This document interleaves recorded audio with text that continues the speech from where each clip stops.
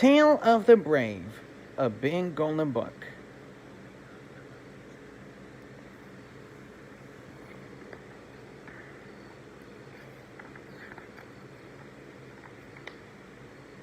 It was a busy and bustling day at the clay pits on the island of Sodor. Thomas was there helping out while the bridge on his branch line was being repaired. He liked working at the pits, but those troublesome edges, Bill and Ben kept playing tricks on him. There was no time for tricks that day, though. A friendly engine named Timothy warned everybody that rain might be coming. And if it starts to rain, these clay walls will get really unstable. We best be careful today. That afternoon, dark clouds filled the sky and rain started to fall. As Thomas cautiously rolled down some slippery tracks, the clay wall next to him began to drip and ooze. To his surprise, he saw strange marks under the sliding mud. They looked like giant footprints. But what kind of animal has feet that big? Thomas wondered. Watch out! Ben and Bill shouted. Before Thomas could get a good look at the footprints, the troublesome edges pushed him safely out of the way of a giant gooey landslide. The next morning, Sir Topham Hatt addressed the engines at the shunting yards. Bill and Ben are best known for playing tricks on other engines, but by rescuing Thomas from yesterday's landslide, they have proven that they are really useful engines. All the engines peeped happily, then rolled off to work. But Thomas couldn't stop thinking about the footprints. Thomas returned to the clay pits, but couldn't see the footprints. The tracks were closed and covered with mud. Later, at Brendam Docks, Thomas told Percy about the footprints. I don't know what could have made them. They were bigger than any animal on Sodor. Do you mean they are from a monster? Percy wheezed. Don't be silly, Percy. There's no such thing as monsters.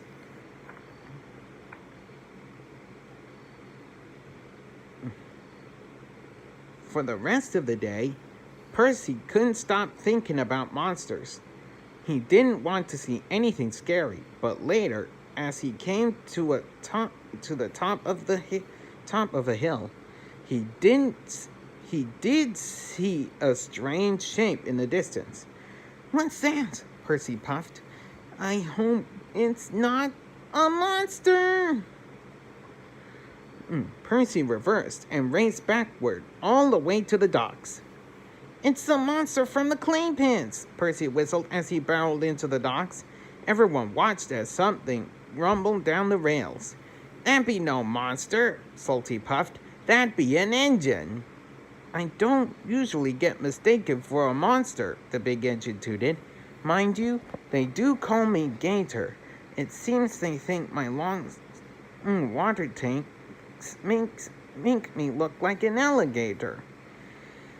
Percy felt very silly for thinking the new engine was a monster.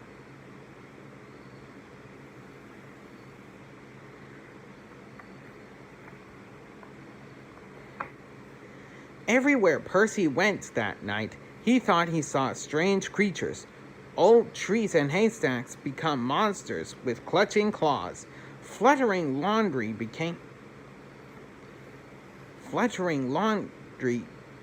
on the clothesline looked like ghosts. Percy was so scared he didn't even deliver the mail. He asked Thomas to pull the mail trucks. Thomas agreed to do it for one night.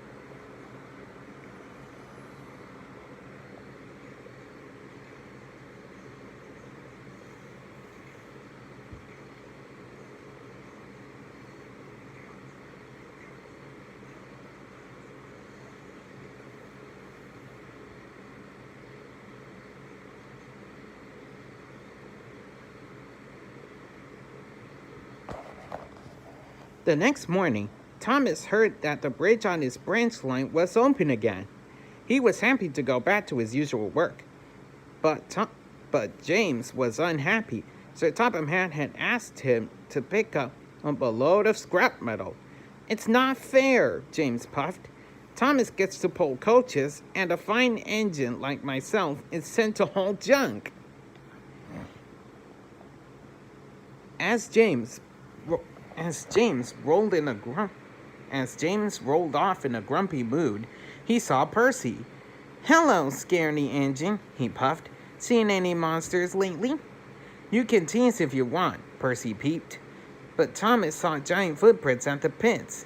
"There might be monsters on Sodor." "Puff and nonsense," James remarked, as he rolled into the scrapyard. James was busy thinking about monsters when he turned the corner into the scrapyard and came face to face with jagged teeth and crooked claws. "No!" James peeped. "Help!" "Hello, mate," Wrench the Scrap Crane puffed. "Looks like that scrap gave you a fright." James realized it was only a pile of old gears and broken metal in front of him. "I'm not afraid of some broken old machines," he puffed. Down at the docks, Percy was pleasantly surprised to find Gator waiting on the siding. "What are you doing here?" Percy asked. "I'm heading to a new job," Gator puffed. "Unfortunately, my ship has been delayed. I have to wait until a new one can be found." "At least you don't have to worry about sea monsters," Percy peeped. "For all I know, sea monsters would be worried about me," Gator puffed with a laugh. "Wow," Percy peeped. "I wish I were as brave as you." "Being brave is not the same as not feeling scared, Percy. Being brave is what you do, even when you feel scared.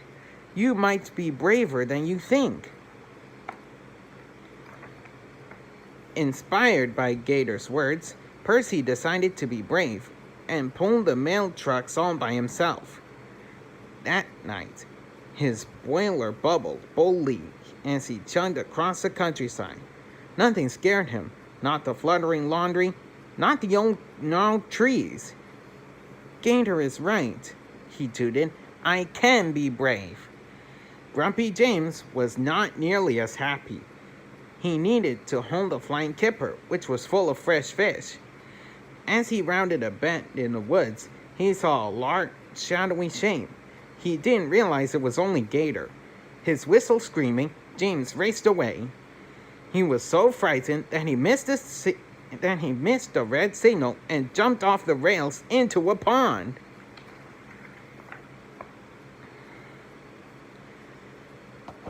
James was very embarrassed that Rocky had to hoist him out of the pond. When the other engines saw him in Knapford Junction, they had a good laugh. "You were meant to deliver the fish," Henry puffed, "not throw them back in the water." James didn't like these jokes one bit. He'd show everyone that Percy was a real scaredy engine, not him. That night, as Percy was delivering the mail, he saw something unusual on the tracks. Something big. This definitely wasn't a haystack or a funny-looking engine. It groaned and flashed its big teeth in the moonlight. Percy didn't want to be brave anymore.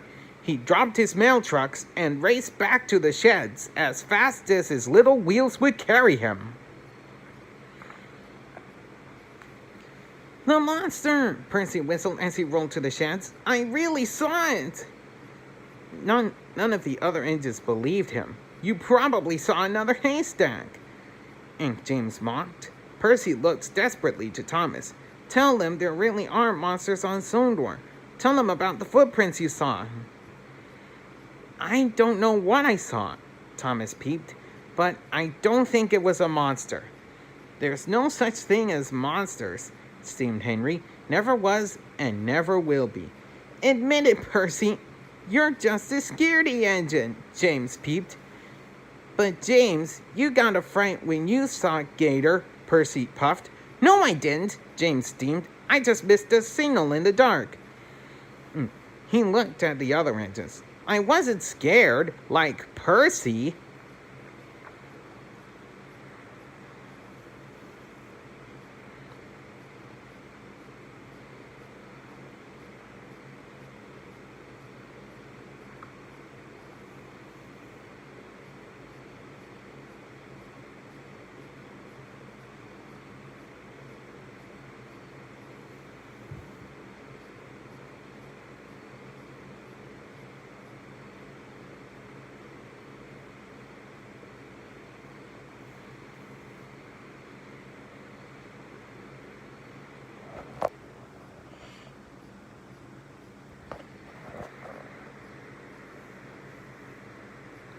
Early the next morning, Percy steamed away from the sheds to find his mail trucks. On the way, he saw Gator and asked him to come along. You'll know what to do if we see any monsters. Monsters? Gator puffed with a laugh. You are a funny little engine.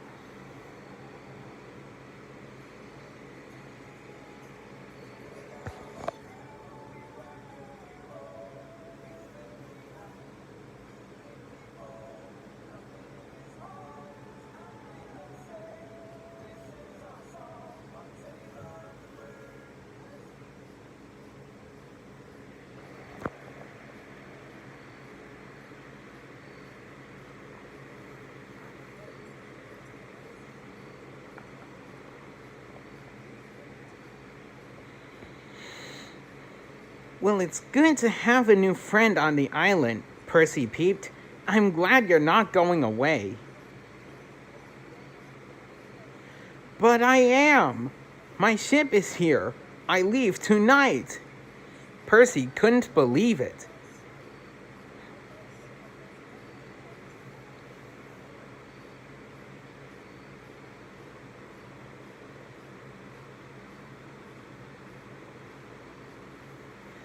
Later that morning, Thomas saw James with a truck full of scrap. It was at the turn where Percy had seen the monster. James, Thomas tooted, you made a monster out of scrap metal to give Percy a fright. It was only a little joke, James replied. Not to Percy. You need to find him and tell him what you did, and apologize. The two engines split up to find Percy. Thomas found Percy at Knapford Station. He tried to tell him about James's prank, but Percy wouldn't listen. I thought you were my friend, Percy peeped. When you told me about the footprints, I believed you. And when I told you about the monster, you should have believed me. Maybe I should go far away, like Gator. Percy puffed off in a huff.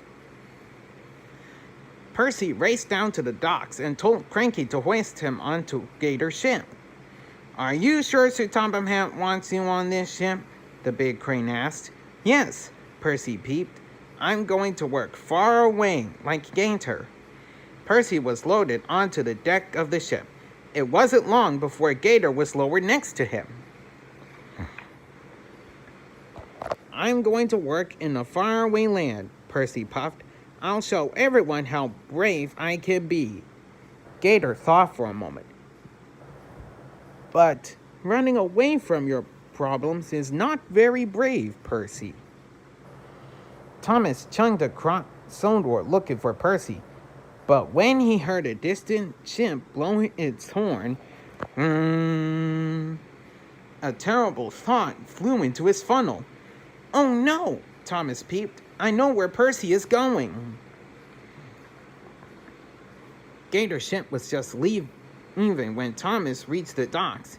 Cranky, he whistled. You have to stop that ship. It's an emergency. Cranky swung his hook and caught the ship's rail.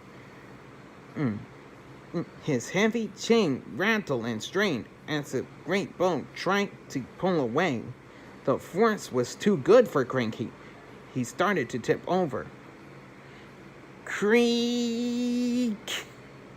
Workmen on the ship tried to knock the hook loose with sledgehammers. Luckily, the captain was able to stop his ship before Cranky was pulled off the docks. Percy, come down, Thomas whistled. You can't leave. I'm sorry I didn't believe you. Gator peered over the railing of the ship. Percy's not here. Percy, Cranky groaned. I unloaded him half an hour ago. Thomas could think of only one other place where Percy might go. Night was falling as Percy rolled through the clay pits. He stopped when he reached the warning signs. If I can find the footprints, it will prove the monster is real, he thought. Then everyone will know how brave I am. At that moment, James rolled up. He started to apologize, but Percy interrupted him. I'm braver than you'll ever be, Percy puffed. James didn't like Percy's attitude. If you're so brave, why have you stopped at the danger signs? Being brave doesn't mean not being careful, Percy peeped. That's what I thought a scaredy engine would say, puffed James as he pushed past Percy and the signs. He rolled into the narrow gorge. The cliff walls were still drippy and loose from the landslide. Oh, monster, James called. Come out, wherever you are. Suddenly, James saw something in the moonlight. It had claws and teeth. The monster! Wheezed James. He tried to back up, but the walls began to rumble and tumble. It's another landslide, Percy peeped. You have to go forward, James. The little green engine raced ahead to push James out of the way. Rocks hit Percy and mud slid into his cab. And the big monster landed right in front of him. That was when Percy made a discovery. It wasn't a monster. It was some sort of a rock.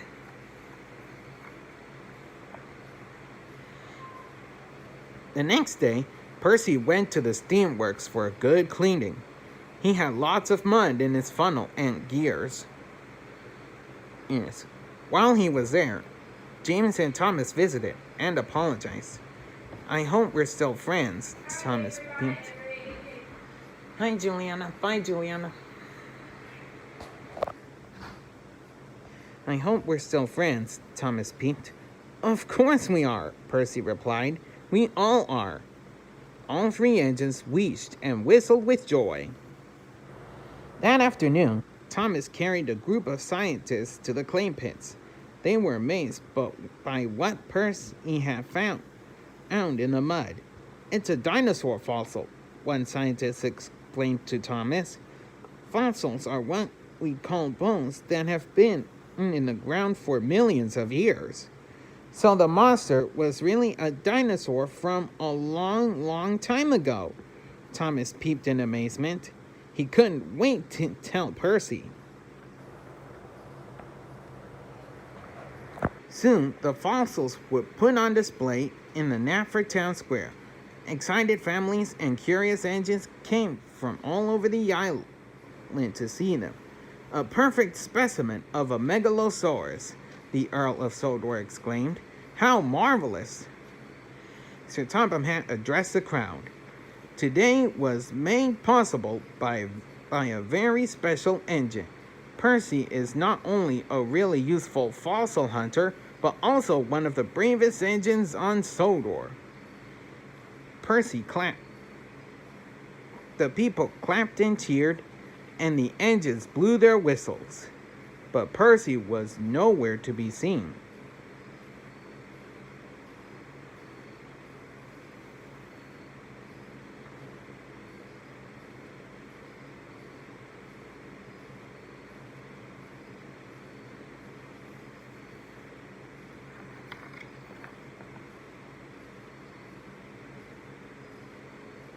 Percy was at the dock saying goodbye to Gator. Gator's ship was ready to depart again. As it steamed into the distance, Thomas and James pulled up alongside Percy. I guess you have to be brave to say goodbye to someone, too, Percy peeped. Did Gator say that? Thomas asked. No, but he did say something else wise, Percy puffed, and his two friends rolled in closer to hear. He said not to let James near any ponds or fish again. Even James thought that was a funny joke. The three friends giggled and whistled with joy.